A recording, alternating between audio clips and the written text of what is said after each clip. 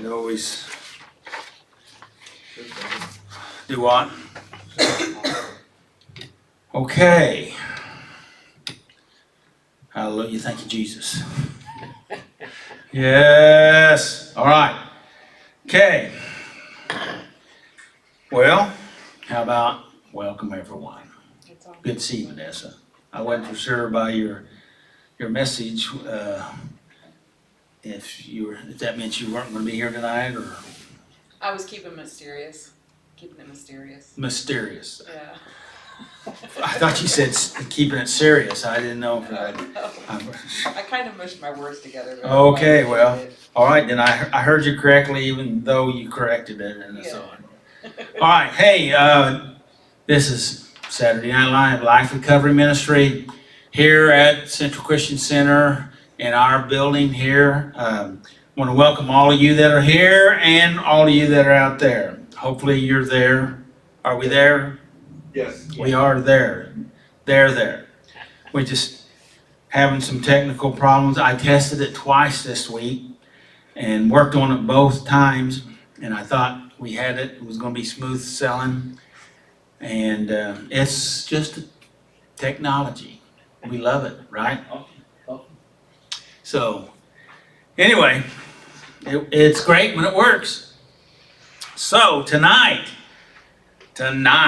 we're going to be talking on the topic of free to choose. And I know I say this every week, and I know I always say that I say this every week, but I think this is a very important topic, and I think it's critical because we have to choose. And whether you realize it or not, if you don't choose, that's a choice, right? A non-choice is a choice, and when we make that choice, if you look at neuroscience, you look at quantum physics, anybody familiar with the double slit experiment? And they were trying to light protons, and they were shooting it through one slit, and it made a pattern. And they opened up two slits, and it made two patterns. And they found out that if you observed it, the light it would change from. It's been a while since I went through this. It changed from a single light proton, to a wave, and it was a wave. It created a wave pattern, and when you shot it at a double slit, because then it created wave patterns, means it give in two slits, it made multiple patterns on the back wall. But if you observed it with a camera or by eye, just try to see which slit it would go through, it created a wave pattern. So it was like a wave in the sea. It hit both of those slits, and it made multiple patterns. And so anyway, and so the principle of all that is observation or observing makes a difference, which is another way of saying choosing, in my opinion. Does that make any type of sense? Did I make that as muddy as possible? Yep. You're welcome. And so anyway, we're going to be talking about free to choose, and God has given us that freedom, and so we're going to be talking about that. Step 3 is where we're at tonight, and that's tying our topic to step 3. We made a decision. See, now we're talking about a decision here, which would be having to do with a choice, right? We made a decision to turn our will and our lives over to the care of God. So, I want to read a couple of quotes here. I've got one of the quotes on your paperwork that I've got back there, and probably most of you have it. And the first one is Carl Jung said, "I am not what happens to me. I am what I choose to become."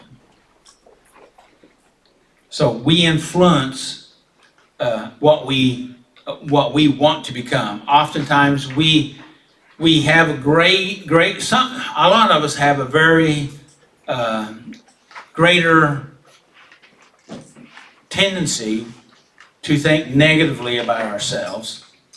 And if that's the case, then we're affecting our outcome towards the negative. Does that make sense?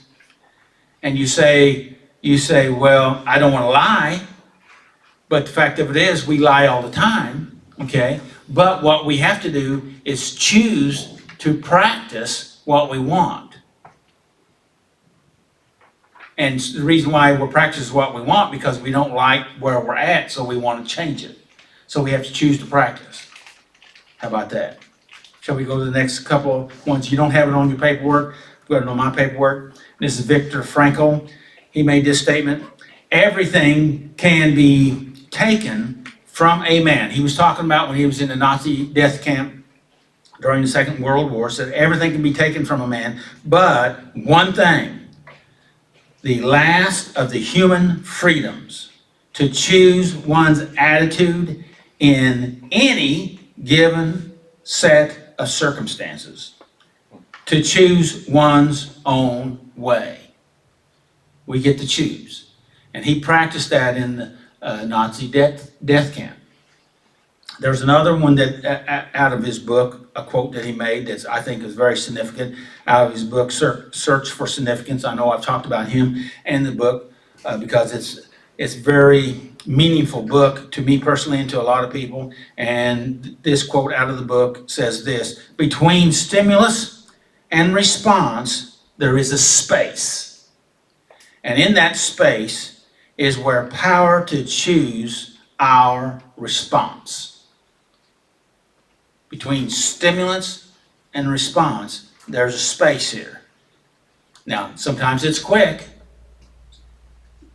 What we need to do is try to slow our response down so we have time to choose, or take that space and use it for our best interest, according to Viktor Frankl, which was a psychologist. So, psychiatrist, actually. So, let's go with the questions of today. Are you ready? What does free to choose mean? I got it. All right. Free to choose means that a person has the ability and responsibility to make decisions. Wait a second. He's got the ability and responsibility. Okay. All right. To make decisions rather than being completely forced or controlled. Means that within the limits of life, we have the power to decide our response, our direction, and our actions. Got any thoughts on that, Tommy? Yeah, I just think about when I was caught up in my addiction, how my choices were a lot different than they are today. You know, how life was very scary because I didn't know how I would react to a situation. So, when you were caught up, using your words, when you were caught up in your addiction, so did you feel free to choose? I made choices. You made choices. I don't know if I did them freely. That was the question. That was the question. I did them without regret sometimes. Hey, let's talk about it. Is that the same thing? Without regret? Is that the same thing as being free? No, because the freedom to choose was still there. You have the freedom to choose. But the choices were wrong. The choices are wrong. Okay. When you were caught up in your addiction. Yes. So you had the right to make unhealthy choices or bad choices if you chose to. Yes. Okay. All right. 90% of the time, that's what was happening. But oftentimes we say something along this line: I can't help myself. I got to. It's too much. There's no way out. Anybody else have any other terminology? Yes. I heard a gal say once that people judge me based on the decisions that I've made without knowing the options I had to choose from. And then recently, somewhere I read like an interjection into that situation where it says, add the option to wait or say no. Say that last thing again. somewhere I read recently that you can add the option of waiting and saying no into your equation when you don't like your options or whatever. Sure, yeah, yeah. And that would be in that space that Viktor Frankl was talking about. Yeah.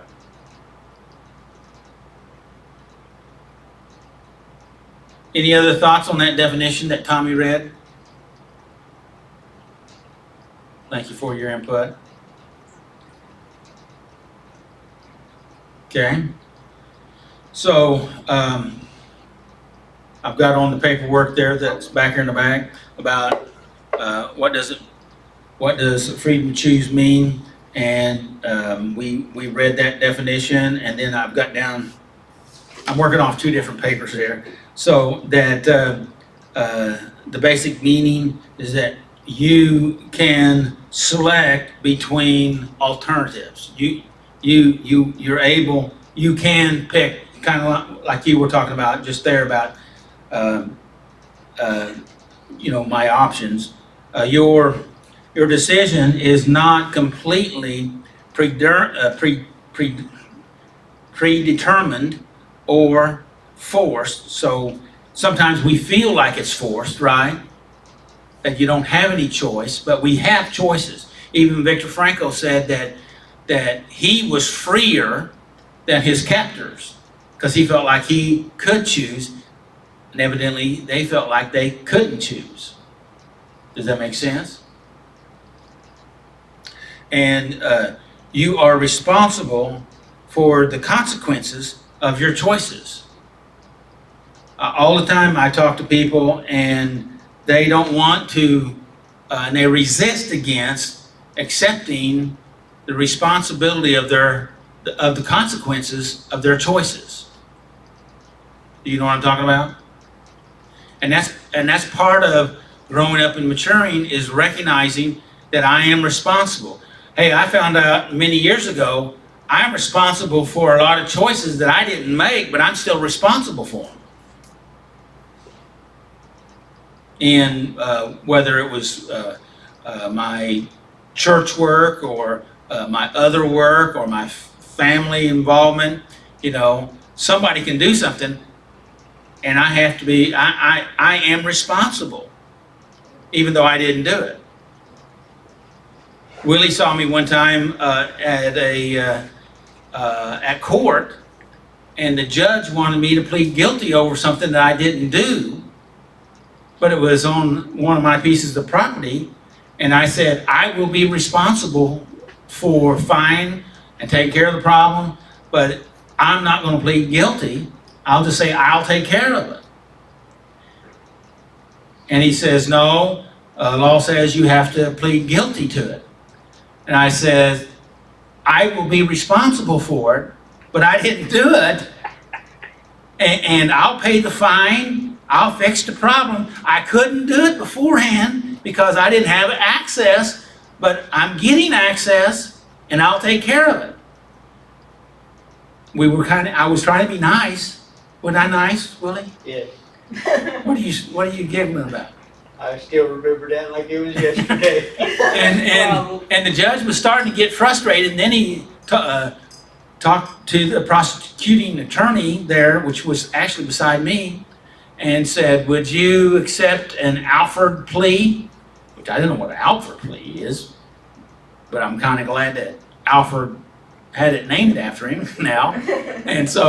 And basically I didn't say I was guilty. How did he say that? I didn't plead guilty, but it was, but I wasn't not guilty. I don't know. Anyway, do you remember? It was like you were saying you were guilty without it saying you're guilty. It didn't go on as you were guilty, but it satisfied the court being a guilty plea. They put Alford plea in. So everybody knows what that is except for me. And so No idea. so anyway, I paid the fine, I did the stuff, and we went on. And so, but I'm just saying, Is it on your record? I'm sure that it is. There's a lot of things on my record. And so I haven't looked at it. I really don't want to look at it, to tell you the truth.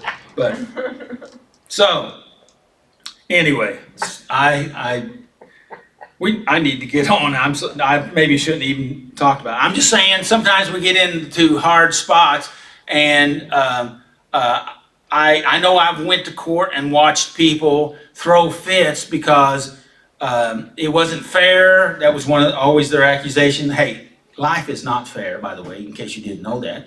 And throw a fit and get angry, and all they do is make things worse. I've seen that, and I mean they have a point, but the way they were addressing it wasn't going to get them anywhere, because when it's all said and done,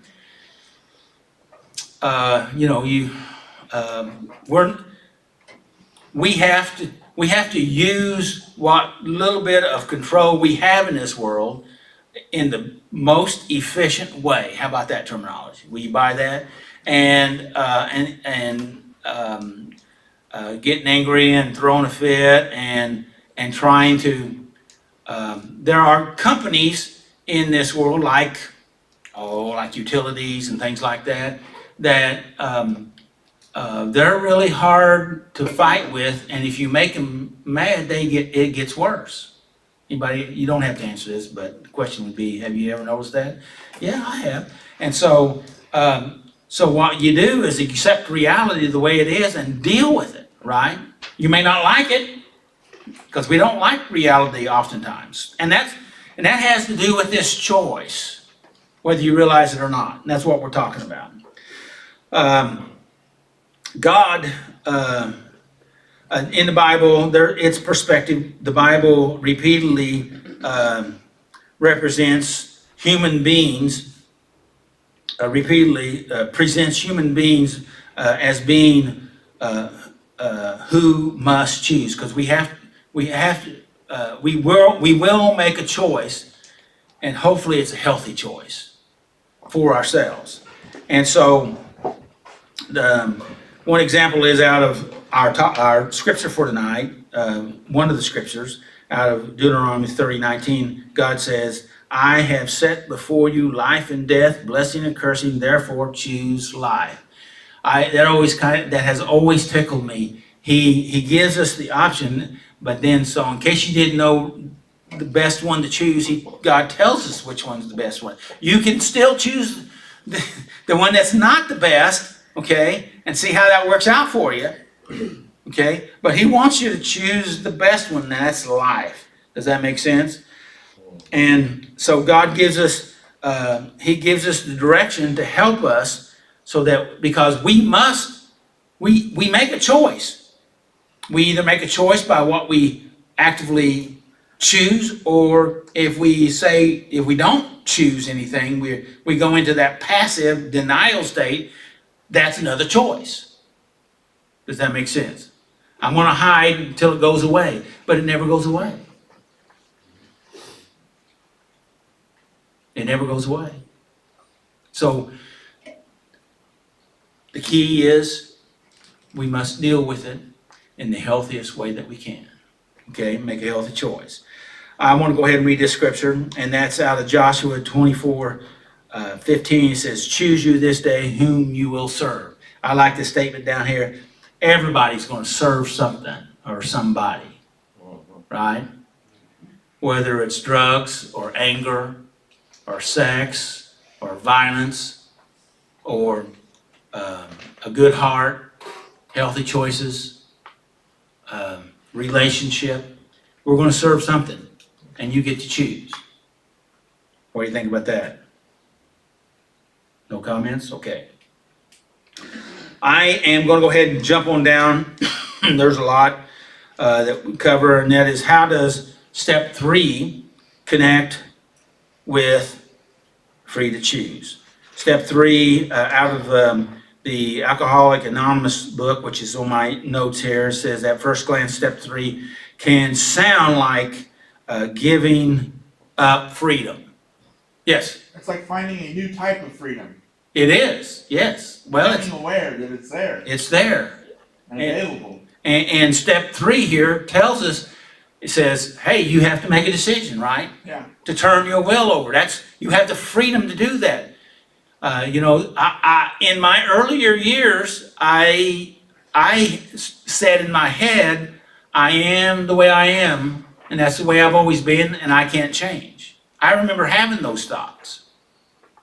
And I thought they were right. I mean, they didn't help me much, but they kind of pacified me a little bit because it's like, there's nothing I can do about it. Does that make sense? Yeah. But I realized later on that that wasn't true. And that's what we're trying to do here in Saturday night, is to help you to see and think new thoughts that will set you free. Just what you said, Tommy. So, where was I? At first glance, step 3 can sound like giving up freedom. But in reality, it is about using our freedom correctly. Because, well, let me go ahead and finish this. It is actually a choice of direction. We can use our freedom to do bad, to harm ourselves or to harm others, to make things worse instead of better. I personally want to make things better instead of worse. How about you? You can think about that. Yeah. So, step 3 is an act of choice. So here's a question for you. Then I think I'm going to stop. My question is, what do you want? What do you really want in your life? See, I'm trying to trick you. Not in a bad way, but in a good way. Because I want you to come to a conclusion or a thought of something that you want. Which you say, this is what I want. Which is a choice. And hopefully, what you want lines up with the good things. Recovery, health, spiritual connection, relationship with God. What do you want? If you really, really want that, what you then do is you make a connection with God, and He will help you do that because He wants to give you the desires of your heart. What do you think about that? I see. God invites, but we decide. Amen.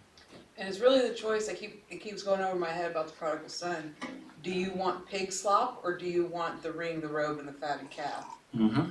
Because knowing like we were born into royalty, Right? we are. Yes.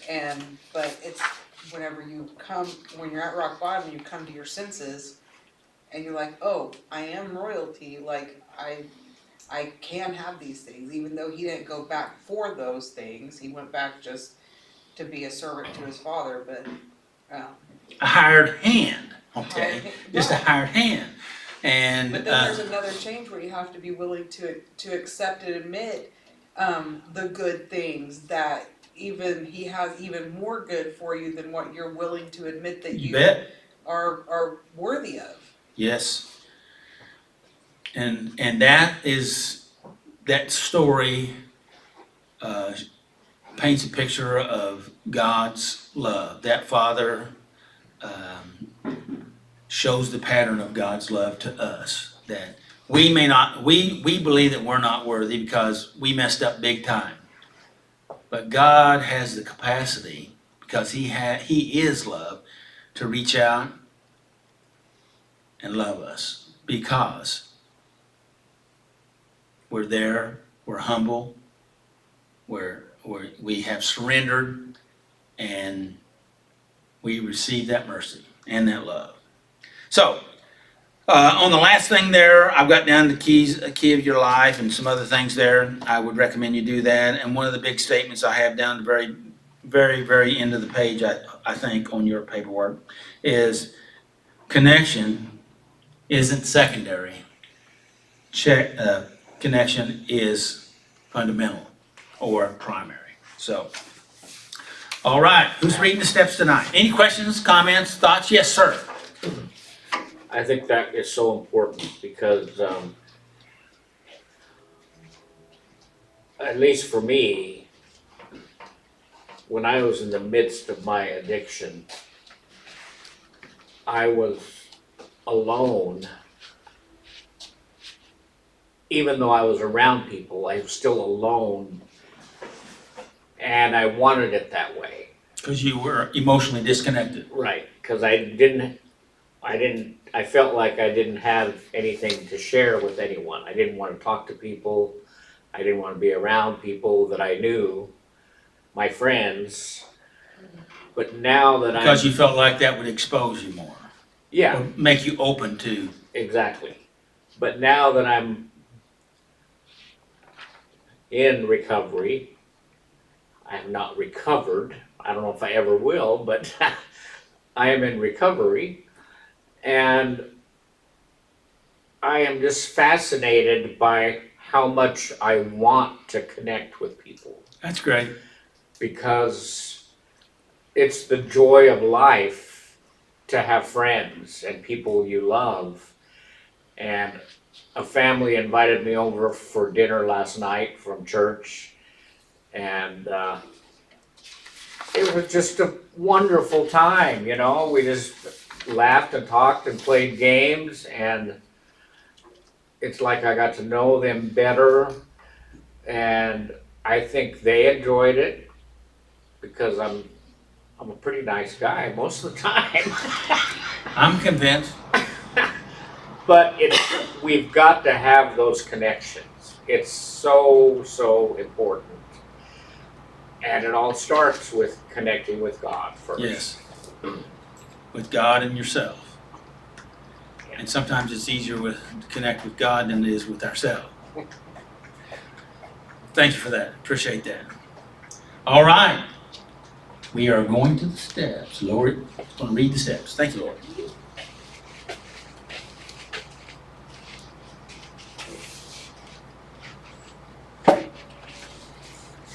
Step 1, we admitted that we were powerless over our problems and that our lives had become unmanageable. 2, we came to believe that a power greater than ourselves could restore us to sanity. Step 3, we made a decision to turn our lives and wills over to the care of God. 4, we made a searching and fearless moral inventory of ourselves. 5, we admitted to God, to ourselves, and to another human being the exact nature of our wrongs. 6, we were entirely ready to have God remove these defects of character. 7, we humbly asked God to remove our shortcomings. 8, we made a list of all persons we had harmed and became willing to make amends to them all. 9, we made direct amends to such people whenever possible, except when to do so would injure them or others. 10, we continued to take personal inventory, and when we were wrong, promptly admitted it. 11, we sought through prayer and meditation to improve our conscious contact with God, praying only for knowledge of His will for us and the power to carry it out. 12, having had a spiritual awakening as a result of these steps, we tried to carry out this message to others and practice these principles in all our affairs. And again, tonight we are on step 3. We made a decision to turn our wills and our lives over to the care of God. And it's been a while since we've asked if anyone needs a bracelet. I know we're not a lot in number, but anyone here need a bracelet? It's been a while. Going once, going twice. Awesome job. Thank you.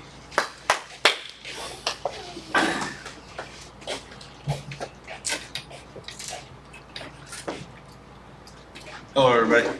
Hello. Hey, Tommy. Hey, before we get into this, I meant to talk about April the 4th which is the Saturday night before Easter Sunday morning. And Willie and I was talking about this, and we were off last Easter, and he was saying that there was some things going on on that Saturday night for him. And so he and I talked about it. So we're planning on, unless there's a problem with you all, that we will not have a meeting on April the 4th. Any problems with that? Okay. So we'll be off, and you got those sheets. Yeah. So we'll be off that next week. March the 28th, which will be here next week, is submission and rest. That's out of Matthew. Willie's going to be doing that, and Lori's going to be doing the reflection. So that'll be next week. So. All right, and Tommy, so the start off questions are, why do you come to SNL? For like a sense of community and learning, and just for, it helps me with my peace and my serenity, and helps me with my anxiety and my depression, and helps me learn. Well, you just got all kinds of things. Yeah, it really does. It's like, and there's more. There's probably more reasons, but I don't know. It helps me. Okay, and Beneficial. good deal. And what would you lose if this meeting was no longer here? Well, connection. Or miss? What would you lose or miss? How about that? I miss the connection with people, and the connection to learning new things, and my connection to the church and stuff like that would kind of feel void. Okay. So why did you select this topic tonight? Well, of course, because I'm free to choose. It's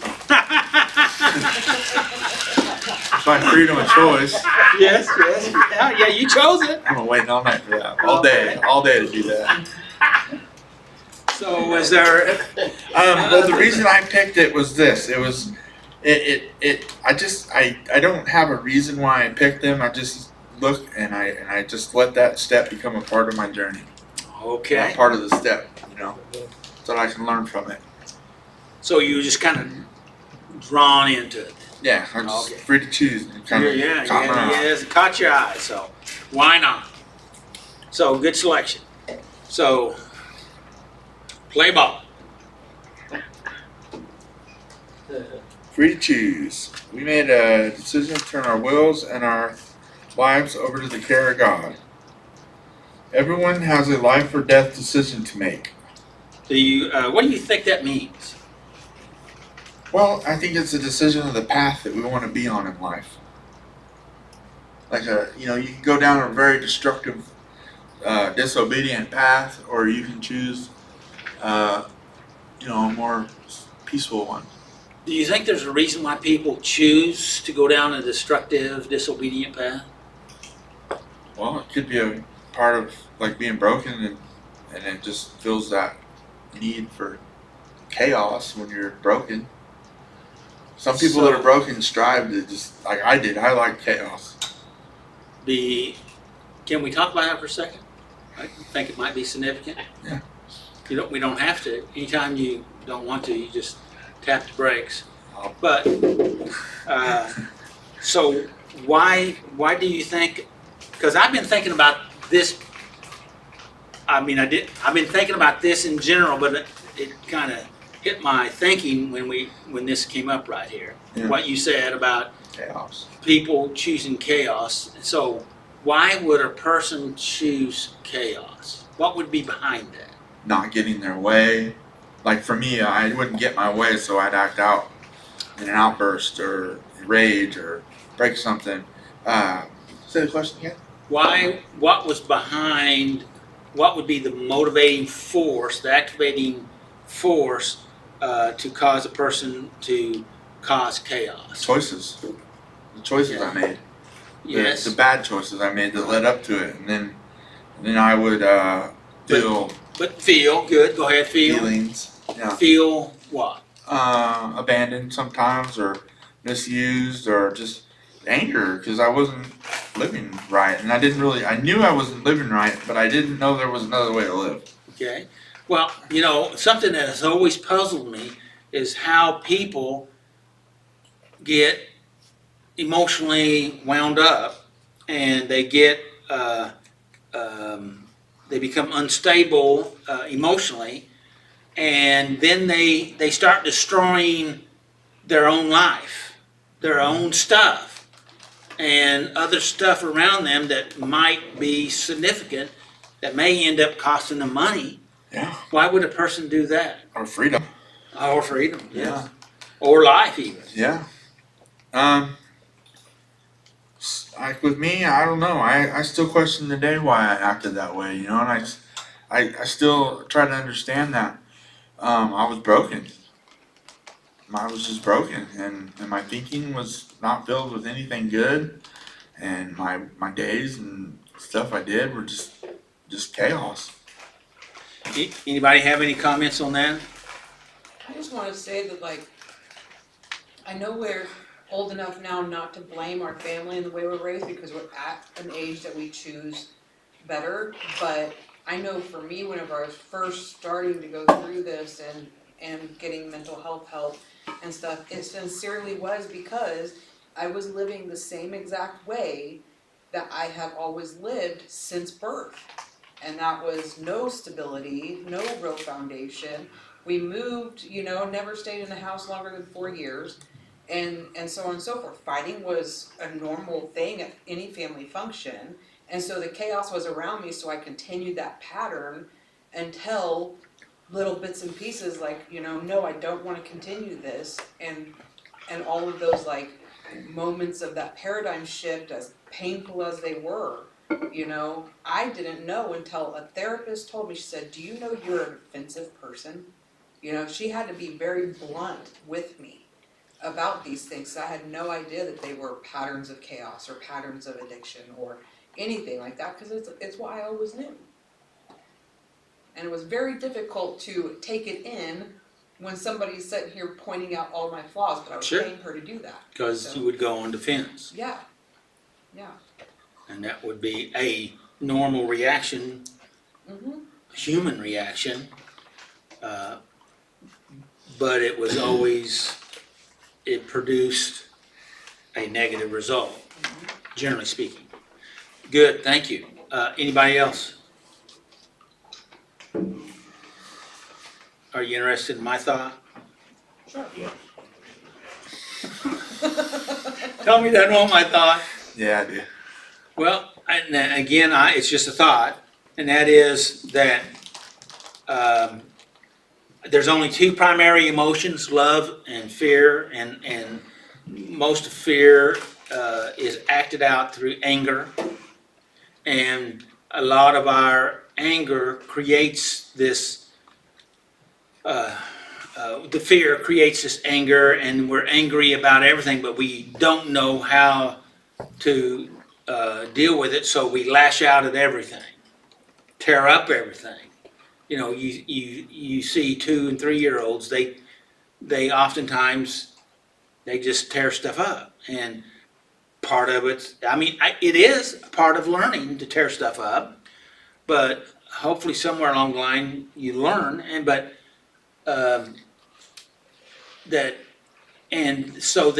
then people act out of this overwhelming state of disorder in their life, and and they're trying a way of trying to reorder their life through using rage, which causes you to have endorphins in your life, which can that makes you feel a little bit better. So you feel a little bit better, but it costs you a lot. Does anybody know what I'm talking about? Yeah. Okay, just checking, see if you're hiding behind the chairs over there or something. Yeah, it's too personal. Yeah. Uh, And so but soon as we start to think about it, then we can begin to learn to take responsibility and and in taking responsibility, then you also can get endorphins because you are taking actions, and then you're actually then feel good about yourself, and you can like that you are. I don't know a better word to say than this right now. You see yourself growing up emotionally, maturing. So what do you think about my thoughts? I like it. So, all right. Play ball. We have all been created with the supreme privilege of free will, the ability to choose. Right. Free will. The supreme privilege. The ability to choose. We all have the ability to choose. Has anybody here ever had the thought that I don't have a choice? Oh, yeah. Yeah. Okay. This is the only thing I can do in This is the only thing I can do. And no way out. and- Only this. And that, what we did was we ran through the stop sign there where Viktor Frankl was saying that there's a space between the stimulants and the response. And there's always more than one choice. In fact, a mental thing that I used that in quantum physics it talks about it at what they call superposition. That's before you make a decision. At the point of superposition, you have all kinds of different choices. Even though you may not be totally aware of them, they're still there. And until you make a choice, according to quantum physics, all those choices are available. And when you make the choice, they all collapse into what you decided, according to quantum physics. Does that make sense to? That would be really neat to watch. Yeah. And so I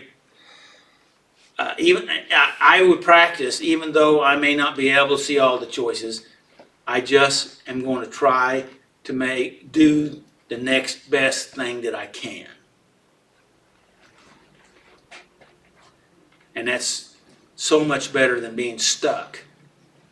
Yep. And doing the bad choice, right? Okay, go ahead. Talk. Even when we were in the bondage of our addiction, we still have choices confronting us. Very true. So what does that mean to you? Well, I had something to say and then I forgot. Well, read the sentence again, Alright. maybe you'll come back. Even when we are in the bondage of our addictions, we still have choices confronting us. We're alive. We're still alive. Right. We're just not functioning correctly. I wasn't.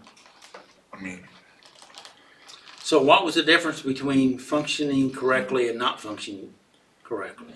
well, waking up in the morning and taking care of your business throughout the day and paying your bills and being honest with people and stuff like that. Before it was like working out, wake up and steal something and go trade it to get high and and then I'm just off on a tangent of being high and don't even really know what I'm doing. Okay? All right, thank you. Well, Okay. alright. When we are in recovery, we face the nagging lure of falling back into our addiction. What does that mean to you? It's still there. We're still learning. We're fresh. We're only in step 3 here. We're still learning. I'm still in the beginning if I'm new to this, and that nagging, those thoughts are still there. They haven't been cleansed and taken away and replaced with something new, That's what I think. And fighting those thoughts that you're talking about there is really, really hard, but it's really, really important to realize that those thoughts are trying to push us around and take us over, right? Bullies. And we have what? Freedom Freedom to choose. choose. Yeah. Well, but these nagging thoughts are telling us what? That we're not. Yeah, you don't have to. You got to do what I say you got to do, right? I had to learn how to change the channel on those things. Okay, now see, that's a choice, right? Yeah. It wasn't easy. It's not easy, but it's beneficial. It's like thinking, I need a It's healthy. cigarette, I need a cigarette, I need a cigarette, I need a cigarette. You know? But, you know, I don't. Thank you. Go ahead. The freedom to choose brings with it the burden of consequences. There, hold on. The freedom to choose brings with it the burden of the consequences of our choices. So help me understand what that means. Well, why don't you help me? No. I'm gonna read it again. The freedom to choose brings with it the burden of the consequences of our choices. Well, we still have to live our life. We're still alive. We're just getting out of those choices that we formerly made, and some of them might come back to us. We might have to go to court for one of them, or we might have to, you know, I don't know, see a doctor because of something. You know, who knows? But it's still there, and those are our consequences. And I think personally, if I don't live the way that I was before I felt that I wasn't free to choose, then my life will change, and I don't have those nagging consequences popping up all the time. Good. If that makes sense. Robert, you had your hand up? Yeah, similar thought. You just gotta, I think it's part of maturing and part of, Yeah. it's a big, big part of recovery is to realize that you've gotta face the consequences. Yeah. To live the right way and make the right choices. There are gonna be consequences, but they're not gonna be as difficult as the consequences from living the wrong way. I want to shed some light on this because I had a thought earlier too, is like, there eventually is a time where things shift, that consequences become a positive thing, because there are positive consequences to behavior. And so maybe this would be a good opportunity to start shifting that thinking of like, oh, always dreading the negative consequences. Yeah, but in that shift, there should be a point where you start seeing some positive consequences flowing your direction that aren't always negative. Like, for instance, I've heard many testimonies of men who, once they got into recovery and they got sober and everything, like their felonies being dropped down to misdemeanors, or the cases being dismissed altogether because they're doing the right thing. And so there are positive consequences, and I think focusing on that can help shift your mind from that negativity into the positivity, so that you yourself are beginning to change. So I just wanted to point that That's out. good. 'Cause I feel like That's it's really good. important. And you remind me of a girl that used to come to Saturday Night Live a long time ago. And by the way, we're coming up to our anniversary, Palm Sunday, which will be, that's next week, isn't it? And, oh, I need to ask you, do we want to celebrate the anniversary, 22 years? What is that? Well, no, it'll be the end of 21 years, starting our 22nd year. Oh, okay. So it's the end of it's been 20, we've completed 21 years of Saturday Night Live. So do we want to celebrate some way for that? We don't have to, but we can. We can have cake We or kind of do it every year, don't we? Well, a little celebration. sometimes we have, yeah. So, Yeah. So is that a yes? Yes. Okay, we want cake, we want a big cookie, we want pizza, we want all of the above, or, It's I'm up to out you. on the food suggestions with my food allergies. I'm game for whatever you decide. That's my freedom to Cookies, 'cause I don't choose. eat cake. Oh. Do I? Cookies. Cookies, okay, all right, we'll do that. Big, 1 year I know I got a big oversized cookie. So Yeah. is that good? Yeah. We'll do that. But we had a young lady several years ago, many years ago, that came in and was working real hard in recovery and going through the process. And she came to me probably 2 or 3 years into the process, and she wanted to go back to college and get a degree that she was wanting. And to be able to do what she was wanting to do, you have to get a license, and to get and you can't have a felony to get one of those licenses. And I said, well,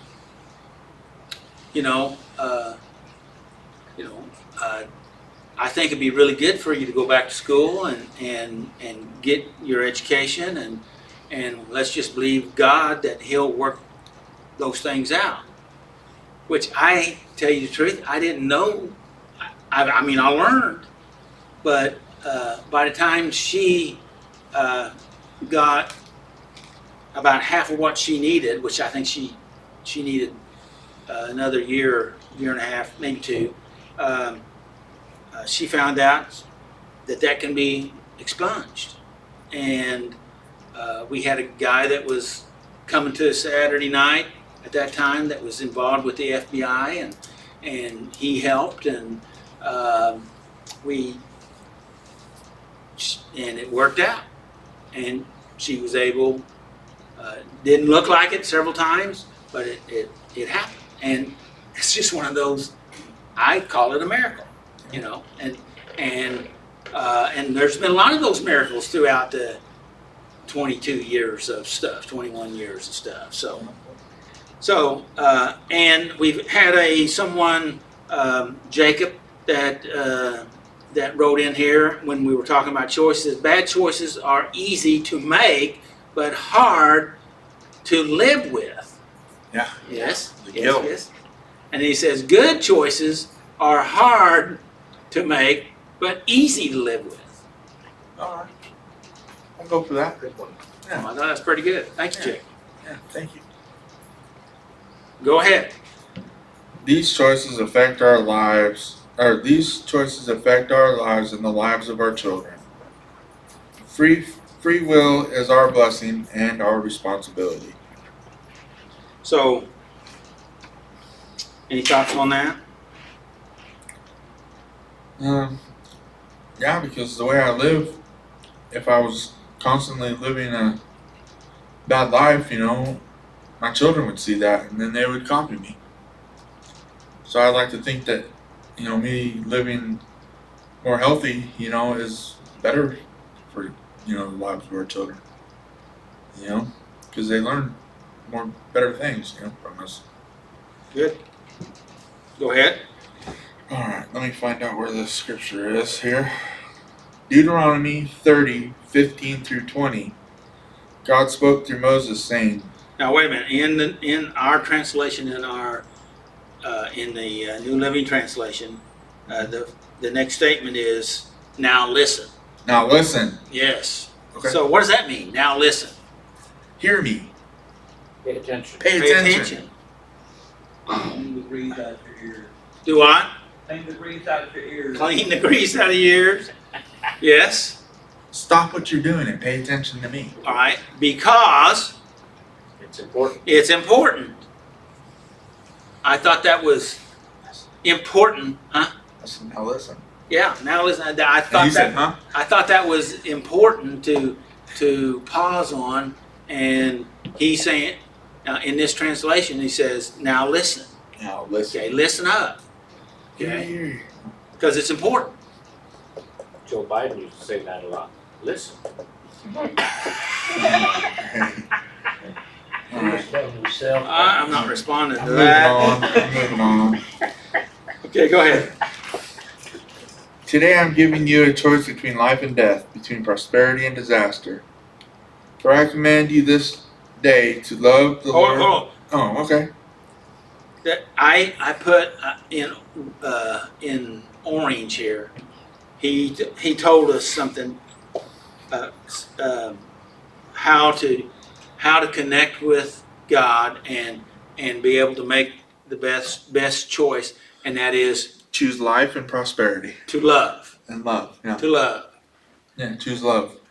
Because if you choose love, then you will have life and you will have prosperity. Right? Yeah. I agree. What if we don't choose love? What if we choose hate? What do we get? Disaster and just a messy life. Do what? Death. Death. Okay, go ahead. For I command you this day to love your God, or love the Lord your God, and to keep His commands, decrees, and regulations by walking in His ways. His ways. What does that mean? Well, it means we got to get to know His ways, and that would be a choice to make. To get involved with understanding what His ways were, so I would know how to relate to Him. Maybe. I didn't remember this until just now, out of, in the Old Testament, it says that the Israelites, it was talking about Moses, they knew, they knew his acts, but they didn't know his ways, which sounds a lot, very similar. But, you know, I think ways is very important because that goes deeper than just what we do. It goes to why we do what we do. It's like living in a, well, like, I don't know, I forgot what I was gonna say. That's twice that happened to me tonight. Well, that was pretty good though. Can't say nothing. Well, go ahead. His ways. If you do this, you will live, and the Lord your God will bless you.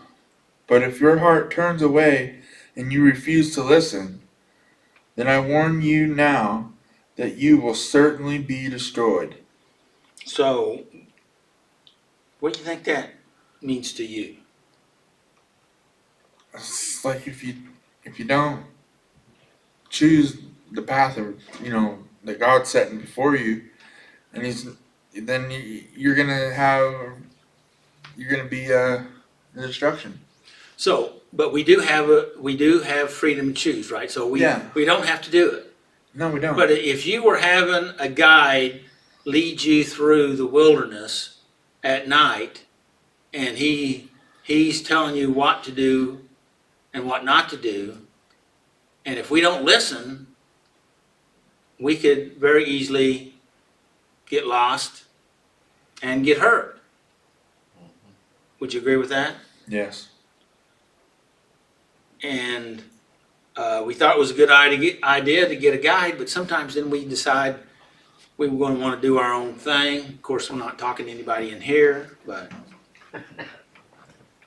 so any comments from anyone?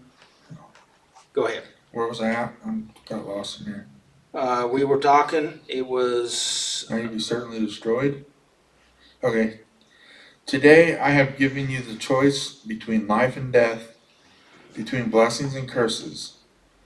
Now I call on heaven and earth to witness the choice you make. that's always been an interesting statement. To witness? I call heaven and earth to witness the choice So you the make. angels and all the other people. Maybe? Maybe. We don't know what's all in heaven. We don't know. But God's telling everybody, whoever that might be, to look at your choice. Look, you've been set Observe apart. that. You've been set apart. Yeah. You've been renewed. I wonder. You're being renewed. I wonder what they're doing when we're making healthy choices. Yeah.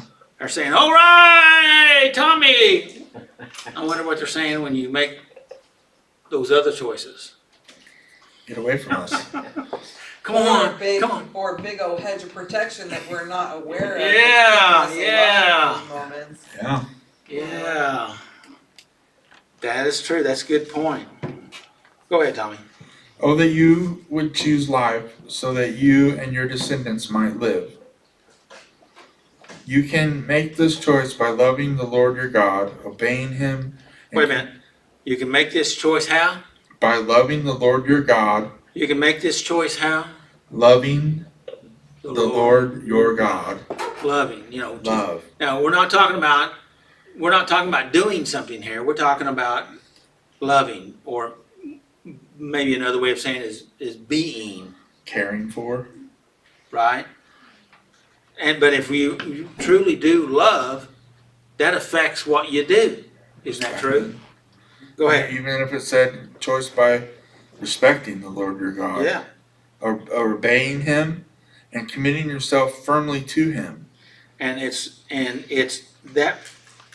not a chore. It's not a duty.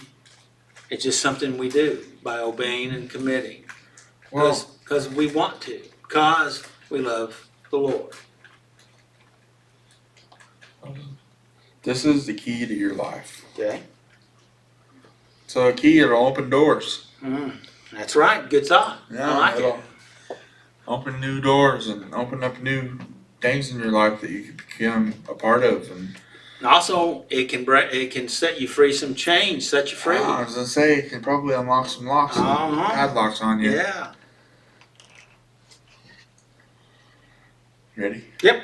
Although we may feel out of control with respect to our addictions, we can choose to set our heart in the direction of life. We can choose to love God and begin to follow His program. Mm-hmm. But we have to get to know what His program is. And what is that program? It's written in the Bible. Yeah. Well, what about this statement here about setting the direction of our heart? Well, my heart used to be longing for things like drugs and fast women and illegal activities like stealing stuff, and that's what my heart was. My heart was set towards those things. But as I grew and learned that and those things started not becoming a part of me as I changed my life and God worked in me. Okay. So, I had some other things down here, but let's go on to this. What did you learn from this lesson tonight? God is there for us in our mistakes, waiting for me. Good. And what's your takeaway tonight? Learn what God's program is. Yeah. Learn what it's all about. And it's not going to come overnight. It may not be in a few months. It might take years. But the more that you become involved in learning with me, how you learn what His program is, my life becomes more peaceful. The thing that's in my head right now from what you said is seek Seek, and you'll find. seek, and you'll find. Knock, and Because answer. whatever you do seek, you're able to find, right? Yeah. Depends on what you're seeking. Yeah. You get the freedom to choose. You can seek out that chaos, but it's just going to bring you the same misery every time, or worse. Or worse. You're right about that. Hey, Tommy, anybody got any questions for Tommy before he Runs away. takes off? Thank you, Tommy, for You're welcome. sharing. Thank you. All right. Okay, now we're down to reflection and questions. And Mr. Robert's going to take us through that journey. So, Robert. Yeah. Why do you come to SNL? Well, listen.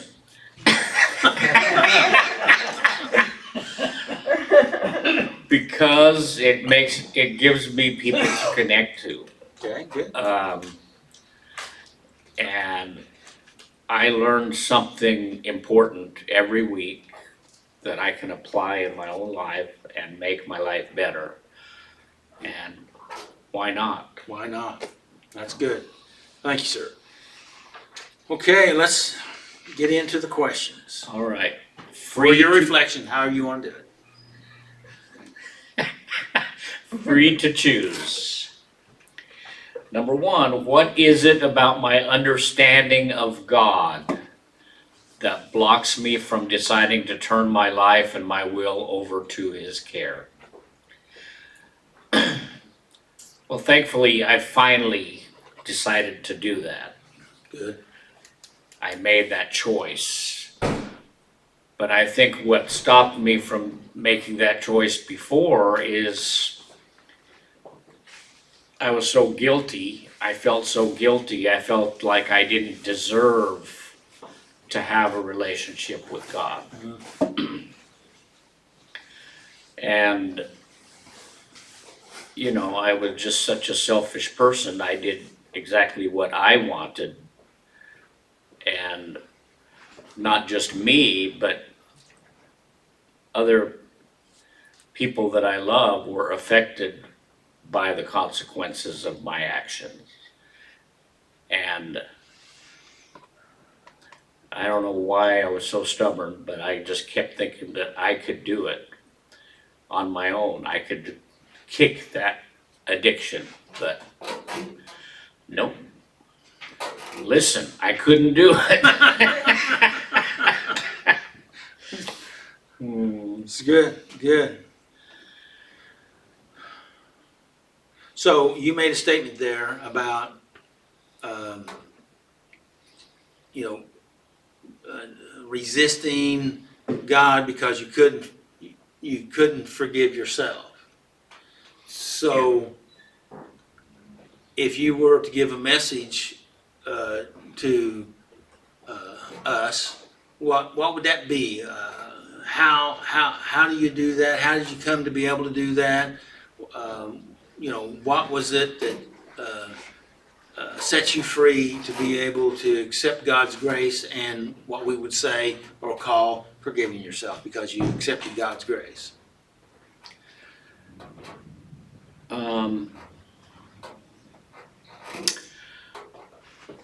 I think being around people who are trying to recover, like here and in GA, in Gamblers Anonymous, hearing other people's stories and how they were able to forgive themselves. Good. And then, once I kind of got that idea in my head, then I started attending church again. And then I just opened my heart up. I really wanted to have a relationship with God, different than I had before. And it was fairly easy once I just said I really wanted it. It was like he was just waiting. Come on, you're almost there, That's good. That's good. That's good. Isn't that the truth, right? That's great. Thank you, Robert. Appreciate that. All right. How does fear affect my choices? Well, fear of failure. I don't like to not be successful at something. Right. Even if it's just a silly Scrabble game on the phone. I like to win. I like to come up with new words. I like to get high points. I don't want to fail. I don't want to lose. But as far as gambling goes, I felt like I was a failure if I lost a lot of money, and I wanted to prove that it could be done. So I went through, I had all kinds of systems. I examined anything I could do to have a better chance of winning, like at the roulette.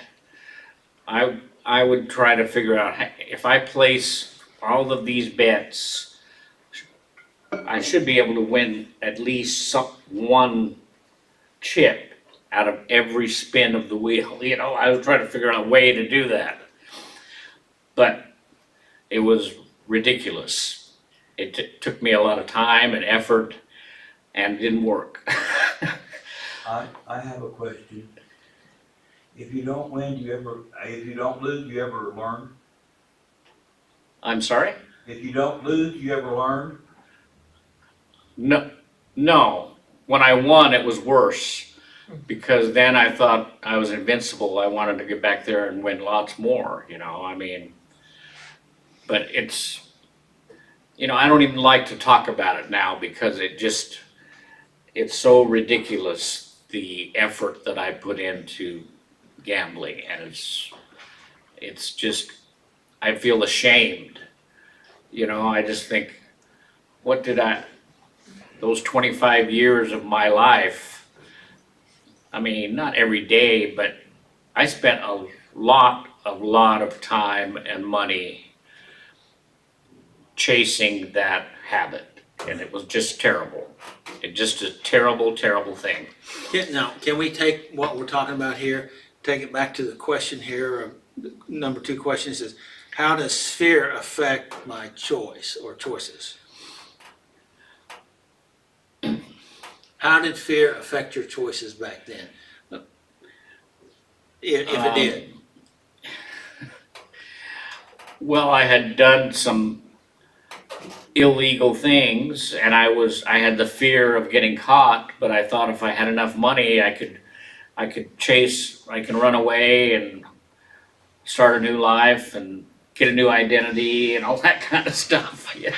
I mean, I had these grandiose delusions, and I was afraid that it was all going to catch up to me, which it did, finally did. But even after I did my stint in prison, I got out and I started gambling again. You know, I mean, it's just,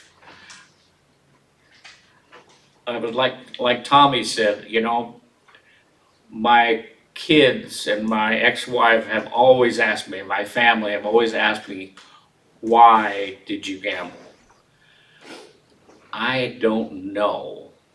I can't put a finger or a reason. I can't give a reason why I started. And if I could, it would be a ridiculous reason. And to me, it doesn't Well, that's a matter good what the statement. reason That's was. a really good statement you just made. It'd be a ridiculous, if I could, it'd be a ridiculous statement. Yeah. And so I don't want to even think about it. I just want to know that I realize now what a terrible thing and what a terrible way of life that was for me. Fear had a lot to do with why I kept on doing it. I mean, a fear of not, I guess it gave me some kind of enjoyment because there was lots of people there. Because I was alone. If I didn't go to the casino, I was alone, you know, so I read or watched TV, but I kind of felt more alive when I was around the lights and the action. But anyway, it's just, it's dumb. I don't know, I don't think fear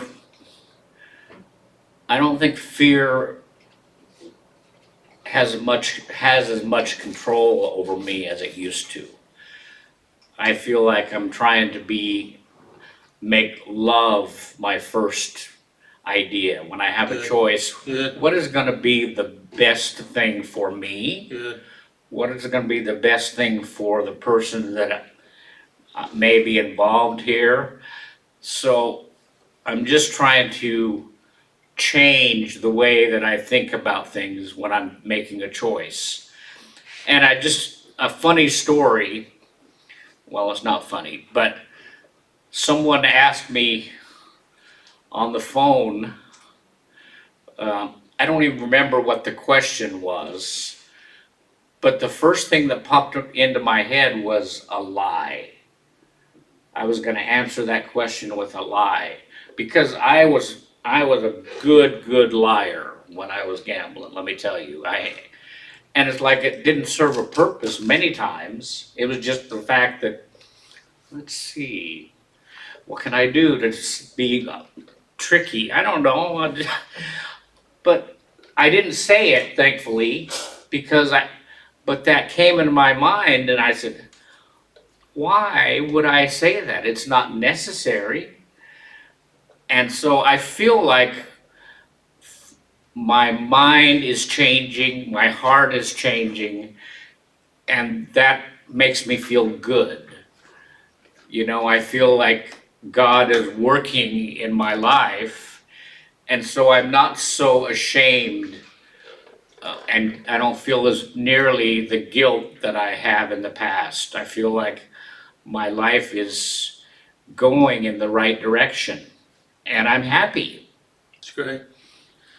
May I make a stab at that? Because lying is a form of trying to conceal. Would you agree with that? Yeah. And I would assume in gambling, you want to conceal yourself so that people can't read what you're doing. Mm-hmm. And so that could have been pattern, but now you don't feel the need to conceal. Right. But it's just like what I was telling you earlier, when the interview guy came along, I asked him if I could black out my face. And he said, well, sure, we could do that. But then I just laughed and I said, no, I'm not gonna do that. I'm not that way anymore, you know? And that's because that right there was part of breaking your old pattern. Mhm. Saying, no, I'm not that way. Yeah. And there's still a part of you that's that way. Because the thought is there. But you're less that now than you were before that. Yeah. In my opinion. What do you think? Yes, I am. I agree. Congratulations. And I'm That's awesome. thankful to God for that. And the people that give me encouragement and help me see what can happen to your life when you live in a truth, live the right way. You live and accept the truth. I mean, that's about what it is. Truth. Truth anchored in love. Yeah. And love anchored in truth. Yes. Good deal. All right. So, what did you learn from tonight's lesson? I learned that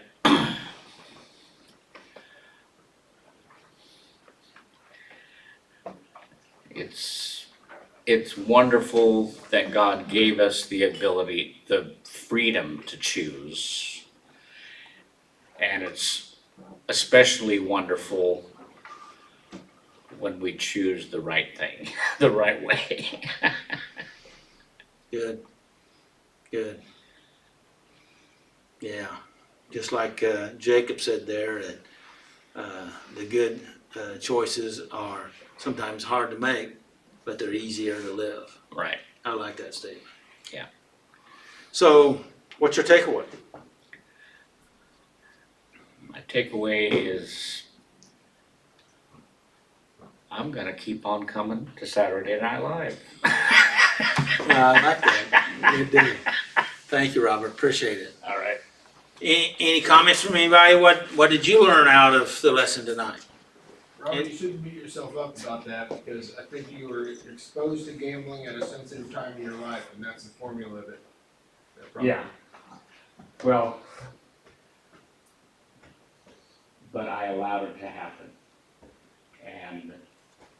But I'm not guilty about it anymore. I really not. I talk about it freely because it happened, and I'm not gonna hide it. I think maybe people can learn something from what I went through. Yeah, it helps us, thank you. It's good. Yeah. Good. Anyone else? What'd you learn?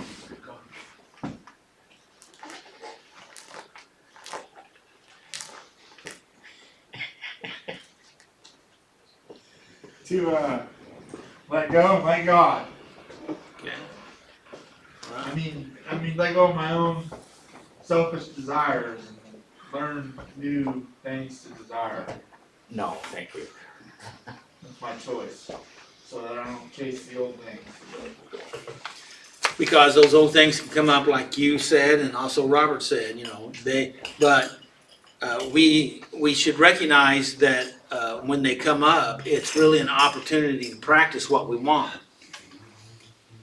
And that's what prayer and meditation is all about. If you're trying to be focused on in something, and your mind wanders, don't get mad at yourself. The issue here is to practice bringing your mind back to where you want it to be, just like you did. It's okay. Yeah, that's who I want to be. Yeah. Yeah. So, excellent. Next week, Willie will be doing the step. Lori will be doing the reflection and questions, and that's submission and rest. So. Submission and rest. And rest, yeah. At least that's what he's got written down here, or somebody's got written down He's here. good at submission, I'm good at rest. So, No, that'll be next week. And I'm We'll gonna sleep find through out. it. Do what? I'm gonna sleep through it. Okay, Practice makes permanent. Yeah. so, You gotta concentrate on rest more Yeah. than submission. may the Lord bless you and keep you, and may his face shine upon you and give you his peace. And again, make healthy choices, right? You get them, that's free, right? You get the free, you got a free choice, and so you get to make them healthy, right? Yeah.